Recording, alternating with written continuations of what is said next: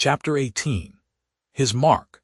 As we were walking down the end of the wharf towards the ship, Queequeg carrying his harpoon, Captain Peleg in his gruff voice loudly hailed us from his wigwam, saying he had not suspected my friend was a cannibal, and furthermore announcing that he let no cannibals on board that craft, unless they previously produced their papers. "What do you mean by that, Captain Peleg?" said I, now jumping on the bulwarks and leaving my comrade standing on the wharf. "I mean," he replied, "he must show his papers." "Yes," said Captain Bildad in his hollow voice, sticking his head from behind Peleg, out of the wigwam. "He must show that he's converted. Son of darkness," he added, turning to Queequeg, "art thou at present in communion with any Christian church?" "Why," said I, "he's a member of the First Congregational Church. Here be it said that many tattooed savages sailing in Nantucket ships at last come to be converted into the churches." "First Congregational Church," cried Bildad. "What, that worships in Deacon Deuteronomy Coleman's meeting house?" And so saying, taking out his spectacles, he rubbed them with his great yellow bandana handkerchief, and putting them on very carefully, came out of the wigwam, and leaning stiffly over the bulwarks, took a good long look at Queequeg. "How long hath he been a member?" he then said, turning to me. "Not very long, I rather guess, young man." "No," said Peleg, "and he hasn't been baptized right either, or it would have washed some of that devil's blue off his face." "Do tell, now," cried Bildad. "Is this Philistine a regular member of Deacon Deuteronomy's meeting?" "I never saw him going there, and I pass it every Lord's Day." "I don't know anything about Deacon Deuteronomy or his meeting," said I.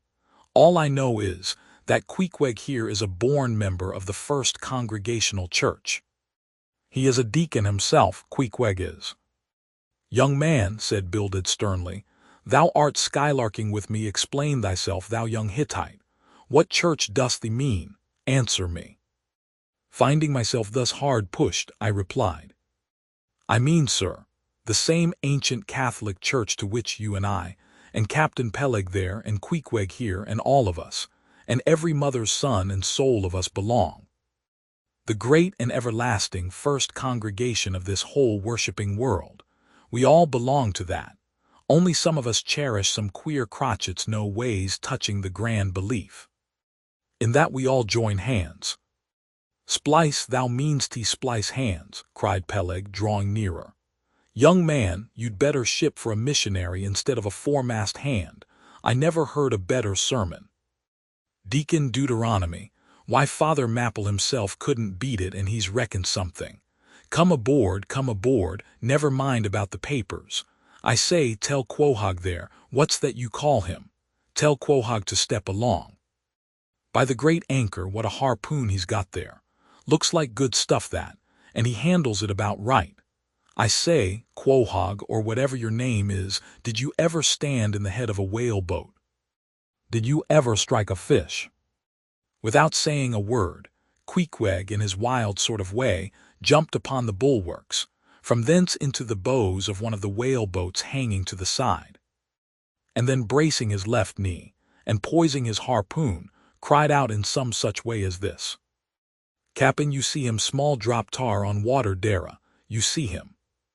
Well, s'pose him one whale eye, well den." And taking sharp aim at it, he darted the iron right over old Bildad's broad brim, clean across the ship's decks, and struck the glistening tar spot out of sight. "Now," said Queequeg, quietly hauling in the line, "s'pose ye him whaley eye, why dad whale dead." "Quick, Bildad," said Peleg, his partner, who, aghast at the close vicinity of the flying harpoon, had retreated towards the cabin gangway. "Quick, I say, you Bildad, and get the ship's papers. We must have Hedgehog there, I mean Quohog, in one of our boats. Look ye, Quohog, we'll give ye the 90th lay, and that's more than ever was given a harpooneer yet out of Nantucket." So down we went into the cabin, and to my great joy Queequeg was soon enrolled among the same ship's company to which I myself belonged. When all preliminaries were over and Peleg had got everything ready for signing, he turned to me and said, "I guess Quohog there don't know how to write, does he? I say, quohog, blast ye. Dost thou sign thy name or make thy mark? But at this question, Queequeg, who had twice or thrice before taken part in similar ceremonies, looked no ways abashed. But taking the offered pen, copied upon the paper, in the proper place, an exact counterpart of a queer round figure which was tattooed upon his arm, so that through Captain Peleg's obstinate mistake touching his appellative, it stood something like this: Quohog, his X-mark. Meanwhile Captain Bildad sat earnestly and steadfastly eyeing Queequeg, and at last rising solemnly and fumbling in the huge pockets of his broad-skirted drab coat, took out a bundle of tracts, and selecting one entitled, The Latter Day Coming, or No Time to Lose, placed it in Queequeg's hands, and then grasping them and the book with both his, looked earnestly into his eyes and said, Son of Darkness, I must do my duty by thee. I am part owner of this ship, and feel concerned for the souls of all its crew. If thou still clingest to thy pagan ways, which I sadly fear, I beseech thee, remain not for aye a Belial bondsman. Spurn the idle bell and the hideous dragon, turn from the wrath to come, mind thine eye, I say. O goodness gracious, steer clear of the fiery pit.